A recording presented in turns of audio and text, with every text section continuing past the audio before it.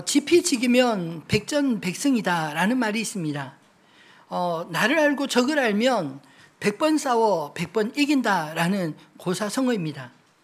사실 우리가 영적 세계에 대해서 잘 모르기 때문에 영적 세계에 있어서 얼마나 많은 무지 때문에 영적인 함정에 빠지고 어려움을 겪는 사람들이 많은지 모릅니다.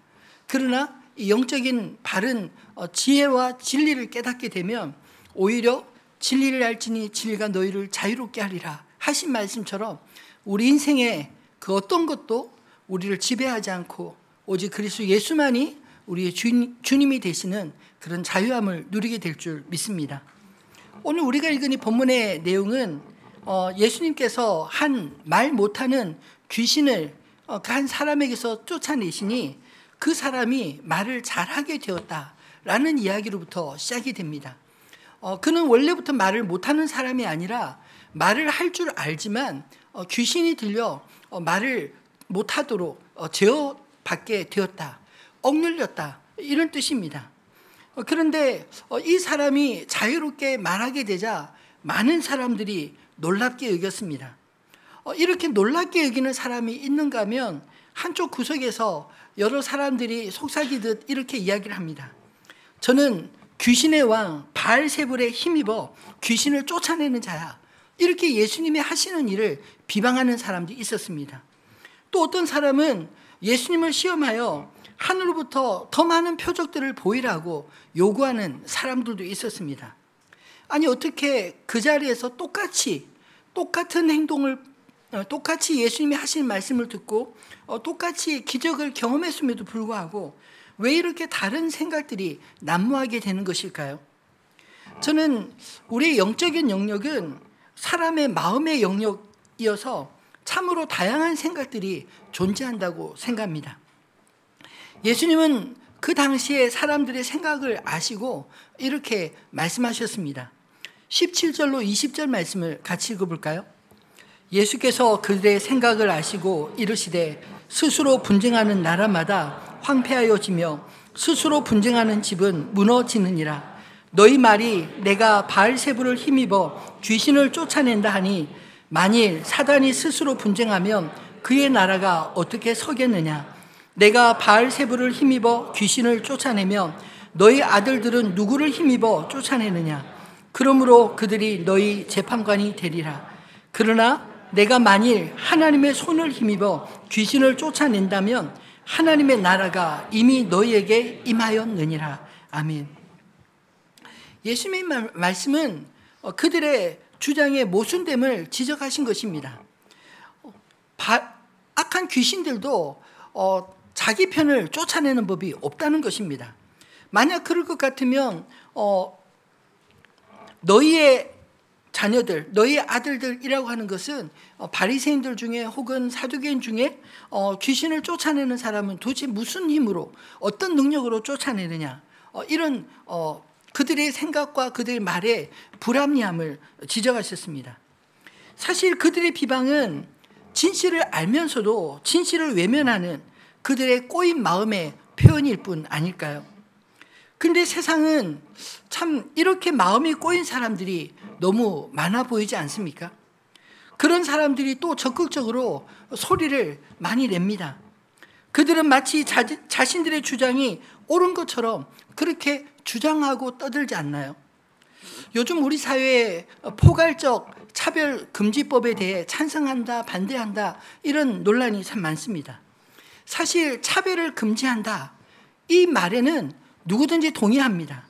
예를 들어서 장애인들을 차별하지 않는 것, 외국인 노동자들을 차별하지 않는 것, 이것은 누구라도 동의할 만한 일이고 또 실제로 그런 법은 우리 법 사회 속에 여러 다양한 법 체계로 존재하고 있습니다. 근데 문제는 포괄적이라는 말이 문제입니다. 이 포괄적이라는 말 속에 성적 일탈자들조차 차별하면 안 된다. 이런 주장을 펼치고 있기 때문입니다. 차라리 그냥 동성애 차별금지법 이렇게 말하면 심플하지 않을까요? 근데 오히려 그렇게 말하는 것보다 포괄적 차별금지법이라는 항목을 내세워서 그 안에 온갖 부조리한 것들을 다 집어넣었기 때문에 지금 우리가 반대하고 있는 것이 아니겠습니까? 여러분, 사실 이 법이 별거 아닌 것 같지만 지금 현재 유럽이나 미국 사회가 겪고 있는 혼란을 보면 이게 상당히 큰 문제인 것을 깨닫게 됩니다. 예를 들어서 화장실도 그 포괄적 차별금지법이 통과되면 남자, 여자 화장실에 남자와 여자만 들어가는 게 아니라 자신이 남자라고 생각하는 여자도 들어갈 수 있고 또 자신이 여자라고 생각하는 남자도 들어갈 수 있기 때문에 오히려 다른 의미에서 피해자들이 더 많이 발생할 수 있는 게 아닐까요? 그런 의미에서 우리는 정신을 차리고 반대하는 것에 대해서 단지 차별을 금지하는 것을 반대하는 것이 아니라 포괄적 차별금지법에 대해 반대해야 한다고 생각합니다. 그들은 거짓으로 여론을 조장하고 있지 않나요? 오늘 본문 속에서도 예수님이 행하신 일을 분명히 목격했지만 그들은 거짓으로 여론을 만들려고 했던 것입니다. 근데 여러분, 진리를 그들의 손바닥으로 뒤집을 수 있을까요? 그들의 거짓은 사람의 마음을 미혹하여 하나님께로부터 점점 멀어지게 하려는 악한 영들의 꾀임일 뿐인 것입니다. 사람들은 근데 참 이상하게도 영적인 존재이기에 영적인 미혹들에 대단히 의외로 취약한 부분이 있습니다. 이단에 빠지는 사람들을 보면 잘 이해가 되지 않지만 의외로 똑똑한 사람, 심지어 서울대, 연고대, 이대 이런 고학력자들도 이단에 빠져 헤어나지 못하는 모습을 보면 이 영적인 함정은 분명 존재하고 그것은 우리의 지성과 상관없는 것이다 하는 것을 알 수 있지 않나요? 오늘 본문의 말씀은 예수님이 행하신 일을 직접 눈으로 목격하면서도 믿지 못하는 사람들을 향해 하시는 말씀입니다. 저도 전도하다 보면 어떤 사람들은 하나님이 계시면 직접 보여달라고 그러면 믿겠다 하는 사람들을 많이 보았습니다. 근데 여러분, 정말 하나님이 그들 눈앞에 나타나시면 그들이 믿을까요? 예수님은 오직 하나님만이 하실 수 있는 말씀과 하나님만이 하실 수 있는 수많은 기적들을 사람들에게 보여주셨습니다. 그러면 과연 그 현장에 있었던 모든 사람들이 예수님이 행하신 일을 보면서 예수님을 하나님으로 믿었을까요? 오늘 본문의 말씀처럼 기적이 현장에 있음에도 불구하고 예수님을 믿지 못한 사람들이 있었습니다. 그런데 2000년이 지났지만 기록된 말씀을 통해서 직접 보지 못하였으나 오늘 저와 여러분은 예수 그리스도를 믿고 있지 않나요? 요한복음 20장 29절에 부활하신 예수님은 다른 제자들이 예수님의 부활 소식을 전해주었을 때 그 자리에 있지 않아 믿지 않았던 도마에게 나타나셨습니다. 그리고 그에게 말씀하십니다. 같이 읽어볼까요? 예수께서 이르시되 너는 나를 본고로 믿느냐? 보지 못하고 믿는 자들은 복되도다 하시니라. 아멘. 너는 나를 본고로 믿느냐? 사실 보고 믿는 것은 누구나 할 수 있으나 보지 않고 믿음의 증거만 가지고 믿는 자들이 오히려 복되다. 예수님은 말씀하셨습니다. 오늘 본문을 보면 보고 믿느냐, 보지 않고도 믿느냐의 문제, 이것은 결국 우리의 마음의 문제, 믿음의 문제를 가리키는 것이 아닐까요? 예수님을 믿는 자는 예수님이 하시는 모든 일들과 말씀들이 믿어지지만 예수님을 믿지 않기로 작정한 사람들은 예수님이 바로 그 앞에서 행하신 모든 기적들을 오늘 바알세불의 힘을 의지해서 귀신을 쫓아낸다, 이런 식으로 엉도 당도 않는 그런 논리를 펴게 된다는 것입니다. 오늘 이 말씀이 바로 우리의 믿음에 왜곡될 수 있는 모습을 보여주는 증거가 아닐까요? 예수님의 한 사람에게 베푸신 은혜를 사람들은 하나님의 능력으로 보고 영광을 돌린 것이 아니라 오히려 마귀의 왕 바알세불의 힘을 빌려 이런 일을 한다는 선동하는 자들이 있었습니다. 또 어떤 사람들은 예수님께 또 다른 기적들을 보이라고 재촉하고 있지 않나요?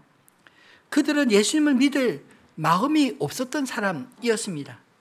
그들은 다만 자기가 믿고 싶은 것만 믿는 사람들이었습니다.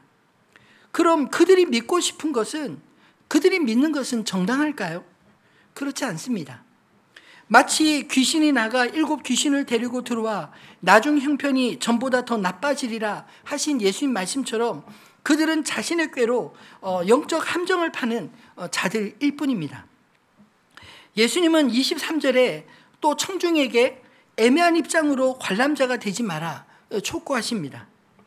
예수님은 수세에 몰린 수비자가 아니라 공격자이셨습니다. 오히려 사단은 자신의 정체를 숨기고 사람들을 지배해온 강한 자처럼 보이지만 예수님은 오히려 더 강한 자로 이 땅에 오셔서 자기 정체를 숨기고 사람들 뒤에서 조종하는 악한 영들을 찾아내고 그들에게 묶인 자들을 풀어 자유케 하시는 해방자이셨습니다.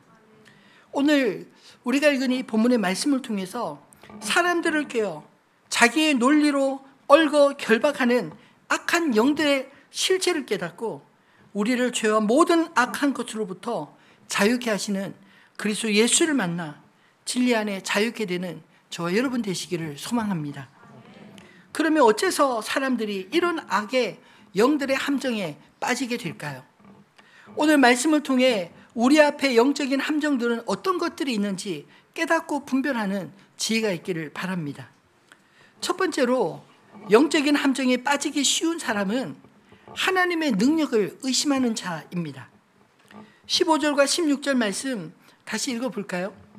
그 중에 더러는 말하기를 그가 귀신의 왕 바알세불을 힘입어 귀신을 쫓아낸다 하고 또 더러는 예수를 시험하여 하늘로부터 오는 표적을 구하니. 아멘. 당시 종교 지도자들과 일부 사람들은 예수님을 기성 종교 체계를 위협하는 그런 인물로 생각했습니다. 예수님의 가르침과 행적이 그들의 쌓아왔던 전통과 권위에 도전하는 것으로 느꼈기 때문에 그분이 보여주신 권능을 받아들이지 않고 거부하려는 그런 심리적인 부작용이 있었던 것 같습니다. 예수님께서 기적을 행하셨음에도 불구하고 이를 인정하면 오히려 그들의 신념이나 그들이 쌓아왔던 지위가 흔들릴 수 있게 비난과 의심으로 반응했던 것이 아닐까요? 또 다른 이유로는 자신들이 기대했던 메시아의 모습과 예수님의 모습이 달랐다고 생각했을 것입니다. 당시 유대 사회는 로마 지배 아래 있었기 때문에 정치적으로나 종교적으로나 매우 혼란스러운 그런 시기였습니다. 사람들은 메시아가 마치 다윗의 자손으로 다윗과 같은 그런 능력을 가진 메시아가 나타나 로마의 압제로부터 자신들을 해방시킬 그런 메시아를 꿈꿔왔습니다. 근데 예수님이 보이신 영적인 능력과 메시지는 그들의 정치적인 기대와 일치하지 않았습니다. 그들이 기대하던 메시아는 힘을 가진 왕처럼 강력하게 세상을 변화시키는 인물이어야 했지만 오히려 예수님은 낮아지고 겸손한 모습으로 오셔서 연약한 자들과 죄인과 함께 하시는 분이셨기 때문입니다. 이런 기대의 차이로 예수님의 기적을 믿기보다는 오히려 그분의 능력을 바르게 보지 못하고 끊임없이 다른 표적들만 구했던 게 아닐까요? 그래서 예수님께서 하나님만이 하실 수 있는 능력으로 귀신을 쫓아내고 기적을 행하셨음에도 그들은 이를 정치적 사회적 구원으로 연결해 보지 못했습니다. 오히려 예수님의 사역을 불신하게 된 것입니다. 또 다른 원인으로는 변화를 두려워하는 마음이 그들 중심에 있었기 때문 아닐까요? 예수님께서 보여주신 기적은 그들로 하여금 두려움과 불안을 일으켰을 것입니다. 하나님의 능력이 실제로 자신들 앞에 나타났던 사실을 믿게 되면 그들의 삶과 신앙적 태도를 바꿔야 할 필요성이 있었기 때문입니다. 예수님이 복음을 외치실 때 처음 하셨던 말씀이 무엇입니까? 회개하라, 천국이 가까이 왔느니라. 그들의 부정한 삶을 돌이켜 회개를 촉구하셨기 때문입니다. 변화를 두려워하는 그 마음이 오히려 하나님의 능력을 부정하고 다른 설명을 찾게 하는 동기가 되지 않았을까요? 그리고 또 다른 사람들이 예수님의 기적을 보고 또 다른 기적을 요구한 이유는 그들이 기적을 단순한 놀라운 현상으로만 바라보는 경향이 있었기 때문입니다. 예수님의 기적을 통해 하나님의 뜻과 메시지를 읽어내기보다 단지 기적이 계속되기를 바라는 기적 중심의 신앙이 있었기 때문 아닐까요? 이로 인해 한 번의 기적이나 표적으로 만족하지 못하고 더 많은 표적을 보여달라라고 요구했던 것입니다. 그 역시 마음의 중심에 의심이 있었던 증거 아닐까요? 이런 모든 불신의 원인은 예수님을 자신이 경험한 것의 한계 속에 가두어 두려는 우리의 좁은 안목 때문입니다. 하나님은 우리의 경험의 한계 속에 결코 가두어 둘 수 있는 분이 아니심을 믿으시기 바랍니다. 우리가 잘 아는 동방의 의인 욥이 하루아침에 모든 것을 잃고 절망에 빠졌을 때 그를 위로하기 위해 찾아온 친구들에게 오히려 위로를 받기는커녕 정죄를 당했던 욥은 하나님 앞에 자신의 의를 주장했습니다. 근데 마지막 그가 자신에게 찾아온 하나님을 만났을 때 그의 생각이 바뀌었습니다. 욥이 고난 중에 하나님을 경험하고 깨닫게 된 것은 자신의 고난을 설명하기 위해 하나님을 제안하려 했다라는 것입니다. 그런 욥의 고백을 한번 다시 읽어볼까요? 욥기 42장 3절로 6절 말씀입니다. 무지한 말로 이치를 가지는 자가 누구니까? 나는 깨닫지도 못한 일을 말하였고 스스로 알 수도 없고 헤아리기도 어려운 일을 말하였나이다. 내가 말하겠사오니 주여 내게 알게 하옵소서. 내가 주께 대하여 귀로 듣기만 하였사오나 이제는 눈으로 주를 배움나이다. 그러므로 내가 스스로 거두어드리고 티끌과 제 가운데서 회개하나이다. 아멘. 여러분, 우리가 얼마나 무지한 말로 이치를 가릴 때가 있었나요? 우리가 깨닫지 못하는 일들을 얼마나 주장하고 살지 않았습니까? 여러분, 욥의 이 이야기를 가만히 들어보면 예전에는 하나님에 대해 귀로 듣는 정도였는데 고난을 통과하고 살아계신 하나님을 대면하고 난 이후에 그는 이제야 비로소 눈이 떠져서 이제는 내가 눈으로 주를 배움나이다. 이렇게 고백하고 있습니다. 여러분, 하나님은 자유로운 분이심을 믿으시기 바랍니다. 이 말은 하나님은 그 어떤 것으로부터 제한받으시는 분이 아니라는 뜻입니다. 그런데 우리는 늘 자신의 경험과 좁은 지식으로 하나님이 이런 분이다, 저런 분이다 이렇게 주장하지 않나요? 하나님을 자기 수준으로 다운시켜서 믿는 것은 하나님의 자유를 우리 스스로가 제한시키는 꼴인 것입니다. 모세가 하나님을 처음 만나서 그의 이름을 물을 때 하나님은 자신의 이름을 이렇게 대답하셨습니다. 출애굽기 3장 14절에 보면 나는 스스로 있는 자니라. 또 이르시되 너는 이스라엘 자손에게 이같이 이르기를 스스로 있는 자가 나를 너희에게 보내셨다 하라. 스스로 있는 자, 이 말은 자유자라는 뜻입니다. 하나님은 그 어떤 것으로 영향을 받아 만들어지거나 존재하는 분이 아니라 모든 만물이 존재하기 전에 스스로 계신 분이심을 믿으시기 바랍니다. 이 땅의 모든 것이 하나님에게서 나오고 하나님으로 말미암고 하나님께로 돌아가는 것, 우리는 그것을 믿습니다. 하나님의 자존하심을 믿고 인정할 때 그분이 우리의 인생의 주인이심을 고백할 때 비로소 진리 안에서 자유케 되는 줄을 믿으시기 바랍니다. 하나님의 나라는 말이 아닌 능력으로 임하십니다. 고린도서 4장 20절 말씀에 보면 하나님의 나라는 말에 있지 않고 오직 능력에 있음이라 말씀하시지 않나요? 하나님의 말씀은 그대로 능력으로 이루어지지만 오늘 보시는 바와 같이 하나님의 능력을 폄하하는 자들은 그저 말만 지어내는 사람들일 뿐입니다. 말로서 사람들을 지배하려는 거짓의 영에 속지 마시기를 바랍니다. 예수님이 이 땅에 오신 것은 하나님의 나라가 임하도록 하시기 위함이었습니다. 20절로 22절 말씀을 다시 같이 읽어볼까요? 그러나 내가 만일 하나님의 손을 힘입어 귀신을 쫓아낸다면 하나님의 나라가 이미 너에게 임하였느니라. 강한 자가 무장을 하고 자기 집을 지킬 때에는 그 소유가 안전하되 더 강한 자가 와서 그를 굴복시킬 때에는 그가 믿던 무장을 빼앗고 그의 재물을 나누느니라. 아멘. 이 말씀에서 강한 자와 더 강한 자는 누구입니까? 앞에 강한 자는 우리의 영혼을 거짓말과 두려움으로 지배하려는 거짓 영들입니다. 그러나 더 강한 자는 악한 영들의 권세를 파하시고 그들의 거짓을 드러나게 하시며 두려움에 사로잡혀 살아가는 영혼들을 해방하시기 위하여 이 땅에 오신 예수 그리스도인 줄을 믿습니다. 사단이 강한 자처럼 보여도 실제로는 예수 그리스도께서 더 강한 자로 오셔서 사단이 의지하던 무장, 곧 거짓과 두려움으로 사로잡힌 자들을 그의 손으로에서 빼앗고 그의 재물을 나누시는 분이십니다. 그러므로 하나님의 능력 의심하지 마시고 하나님의 능하신 손을 잡고 믿음의 용사되어 살아가는 저와 여러분 되시기를 소망합니다. 두 번째로 영적인 함정에 빠지기 쉬운 사람은 예수님과 함께하지 않는 자입니다. 23절 말씀을 다시 읽어볼까요?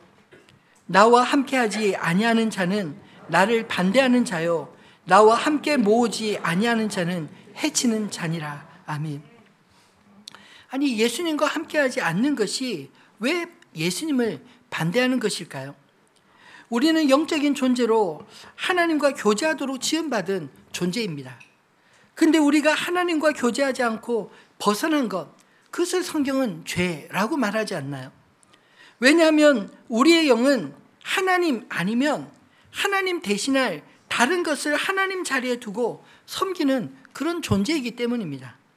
그래서 하나님은 10계명 중 제1계명으로 나 외에 다른 신을 너에게 있게 하지 말라, 그렇게 금하셨던 것입니다.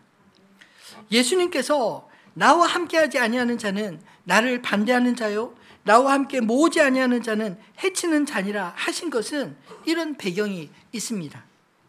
근데 당시 유대 사회에서 예수님을 믿고 따르는 일은 대단히 큰 용기를 필요로 했습니다. 왜냐하면 예수님을 따르려면 기존 종교 지도자들과 갈등이 불가피했기 때문입니다. 심지어 심한 경우 자신이 속한 사회와 마을과 공동체로부터 패척당할 위험도 감수해야만 했습니다. 실제로 예수님께서 안식일에 날때로부터 눈먼 자를 고쳐주셨는데 그 날때로부터 눈먼 자가 실로암 못해서 눈이 뜨고 난 이후에 그는 사람들에게 축하를 받은 것이 아니라 오히려 공회로 잡혀가서 자신을 눈뜨게 한 자가 누군지 신문을 받는 아이러니한 일이 일어났습니다. 그의 부모조차도 그들이 두려워 자신의 아들이 장성하였으니 그에게 누가 고쳐줬는지 물어보라 대답을 떠넘겼던 것은 그 당시 예수를 거부했던 종교사회의 모습을 정확하게 보여주는 그런 사건이 아닌가요? 이런 두려움이 예수님을 따르기 망설였던 사람들이 많았지 않았을까요? 예수님을 따르게 되면 그 사회에서 예수를 따르는 무리로 낙인 찍혀 여러 가지 불이익을 감수해야 될 그런 상황이었기 때문에 그들은 예수님을 따르기보다 적당한 거리를 두며 상황을 지켜보려 했던 것입니다. 꼭 그런 이유만 아니더라도 예수님의 말씀대로 산다는 것은 세상의 가치관을 뒤집고 새로운 길을 걷는 것이므로 자신의 가진 위치와 안정성을 잃을 수 있다는 불안감이 있지 않았을까요? 예수님의 말씀과 가르침은 기존의 율법과 관습에 익숙했던 유대인들에게 큰 변화를 요구하는 것이었기 때문입니다. 기존의 종교적 관습을 고수하던 사람들에게 예수님을 따르는 것은 과도한 변화로 여겨졌습니다. 이런 변화에 대한 거부감으로 인해 예수님을 믿지도 그렇다고 완전히 반대하지도 않는 모호한 중립적인 태도를 유지하고자 하는 사람이 많았습니다. 예수님을 적극적으로 따르지 않는 이유 중 또 하나는 그저 기적을 통한 신앙의 확신만을 요구했기 때문 아닐까요? 예수님의 가르침과 기적이 주는 영적인 의미를 무시한 채 단순히 더 많은 기적을 보고자 하는 태도는 신앙의 성숙으로 이어지지 않았습니다. 이들은 예수를 믿기보다 눈에 보이는 결과만을 기다리며 중립적인 태도를 취했던 것입니다. 그러나 사랑하는 성도 여러분, 진리 앞에는 중립이 없음을 믿으시기 바랍니다. 진리를 수용하고 따르느냐, 알면서도 거리를 두고 따르지 않느냐, 우리의 선택만 있을 뿐입니다. 예수님이 행하신 하나님의 능력은 하나님의 나라가 이미 이 땅에 임하였음을 선포하는 행위였습니다. 하나님의 나라가 이미 임한 것을 보면서도 적당히 거리를 두는 태도는 결국 영적으로 사단이 파고들 함정에 스스로 빠질 위험이 있다. 예수님은 그것을 경고하신 것입니다. 진리 앞에서 분명한 태도를 취하시기 바랍니다. 진리 앞에 모호한 태도를 취하는 것에 대해 예수님은 이어서 더 악한 귀신 들린 자의 비유를 들어주셨습니다. 24절로 26절 말씀을 또 같이 읽어볼까요? 더러운 귀신이 사람에게서 나갔을 때 물 없는 곳으로 다니며 쉬기를 구하되 얻지 못하고 이에 이르되 내가 나온 집으로 돌아가리라 하고 가서 보니 그 집이 청소되고 수리되었거늘 이에 가서 저보다 더 악한 귀신 7을 데리고 들어가서 거하니 그 사람의 나중 형편이 전보다 더 심하게 되었느니라. 아멘. 진리 앞에 모호한 태도를 취하는 것은 마치 쫓겨난 귀신이 다른 악한 귀신 7을 더 데려가 나중 형편이 더 심하게 된 사람과 같다. 이렇게 말씀하고 있지 않나요? 겉으로 보기에는 멀쩡해 보이는 하나님의 행하신 일을 보면서도 믿지 않는 불신자들은, 예수님이 행하신 것을 믿지 못하는 자들은 사실 악한 영의 지배를 받는 자일 수 있습니다. 그들이 하나님의 통치를 거부하는 것이 오히려 그들에게 악한 영의 지배를 불러왔기 때문이 아닐까요? 아마도 예수님이 귀신 들린 자를 쫓아냈을 때 그것을 바라보면서 깜짝 놀란 많은 사람들이 예수님을 속으로는 지지하지만 그러나 적당한 거리를 두고 모호한 중립적인 태도를 취했을 때 나중에 그들은 어떻게 바뀌었을까요? 예수님이 십자가를 지실 때 오히려 앞장서서 예수님을 조롱하고 핍박하는 자리에 가 있지 않았겠습니까? 사랑하는 성도 여러분, 악한 영은 더러운 귀신의 모습으로 사람들을 괴롭히기도 하지만 실제로는 모호한 철학과 과학과 흥미를 끄는 세련된 즐거움으로 우리의 마음을 지배하기도 합니다. 하나님 아닌 다른 어떤 주의와 사상들과 쾌락이 그 사람을 지배하여 궁극적으로 하나님을 대적하게 만드는 것이 아닌가요? 그래서 그것들의 영향력을 받으며 살아갈 때 그것은 귀신의 지배로 인간성을 상실하게 되고 결국은 악한 영이 노리는 것처럼 나중 형편이 전보다 더욱 심하게 된다는 것입니다. 사랑하는 성도분, 여러분들은 그리스도와 어떤 관계이신가요? 나와 함께하지 않는 자는 나를 반대하는 자요, 나와 함께 모으지 않는 자는 해치는 자니라. 예수님은 지금 예수님이 행하시는 일을 보고도 관망하며 평가만 일삼는 사람 되지 말고 진리 앞에 분명한 태도를 취하라 촉구하고 계십니다. 진리편에 서지 않는 것은 결국 시간이 갈수록 다른 사람들의 주장과 다른 그런 생각들에 빠져 결국은 주님을 멀리하게 되는, 예수를 반대하는 자요 예수의 대적이 될 수 있기 때문이라 말씀하지 않나요? 그러므로 진리 앞에 굳건히 서서 저 여러분이 믿음의 연대를 굳건히 하시기를 주님의 이름으로 축원합니다. 말씀을 맺겠습니다. 하나님의 나라는 예수 그리스도가 이 땅에 오심으로 이미 임한 줄을 믿으시기 바랍니다. 예수님께서 이미 이 땅에 하나님 나라를 선포하셨으므로 우리가 지금 현재 하나님의 통치 안에 있다는 확신을 가지고 사시기 바랍니다. 비록 눈에 보이는 현실이 어렵고 이해되지 않는다 할지라도 믿음의 눈으로 바라는 것들의 실상이 보이지 않는 하나님 나라를 사모하며 바라볼 때, 그리고 그것을 우리가 믿음으로 고대할 때 우리가 기도하는 것이 우리의 인생의 현실로 하나님께서 인도하여 주실 줄 믿습니다. 그러나 눈에 보이지 않는다고 의심하고 불평하고 원망하고 마치 하나님이 내 인생에 아무런 영향력도 끼치지 못하는 그런 존재로 생각하여 늘 두려움에 사로잡혀 산다면 여러분, 우리 미래는 우리가 기도하지 않는, 오히려 두려움과 걱정과 근심 속에 살아나는 그런 일들만 우리의 인생 가운데 일어나는 게 아닐까요? 저도 저의 인생을 돌아보면 하나님께서 소망 가운데 믿음으로 구했던 것들 다 이루어 주신 것을 발견합니다. 구하지 않은 것들, 받지 못한 것이 많을까요? 아니면 기도해서 우리가 받은 것이 더 많을까요? 부끄럽지만 기도하지 않아서 받지 못한 것이 오히려 더 많다는 생각이 듭니다. 바라기는 저와 여러분 모두가 하나님의 나라, 주님의 나라가 이미 이 땅에 임한 것을 믿고 그리스도 예수의 이름으로 날마다 구하며 사는 저 여러분 되시기를 소망합니다. 예수님께서 이미 더 강한 권세로 우리를 보호하고 계십니다. 사단의 권세는 우리를 더 이상 회방하지 못할 것입니다. 우리 그리스도인들이 그 믿음으로 굳건히 설 때 우리 주변의 연약한 자들을 믿음으로 도울 수 있지 않나요? 사랑하는 성도 여러분, 우리의 가정에서부터 하나님 나라 임하기를 구하시기 바랍니다. 우리의 직장에서부터 하나님의 나라가 임하도록 나를 사용하여 주시라고 우리가 그렇게 기도하며 하나님 사람답게 살아야 하지 않을까요? 이 땅에 거룩한 방파제가 되어 이 사회에 하나님의 말씀이 제대로 작동할 수 있는 사회가 되도록 우리가 깨어 기도하고 간구해야 되지 않겠습니까? 우리 그리스도인들이 이 땅에 세상의 소금과 빛이라고 주님 말씀하셨습니다. 그러므로 악한 것들이 우리 인생을 지배하지 않도록 우리 가족과 우리 사회를 지배하지 않도록 깨어서 활동하는 세상의 소금이요 세상의 빛 되시기를 주님의 이름으로 축원합니다. 주님을 따르는 제자 될 때 이 땅에 하나님의 나라 오게 할 수 있습니다. 예수님께서 이 땅에 하나님 나라가 임했음을 증거하기 위해 주님은 이 땅에 오셨고 십자가를 지셨습니다.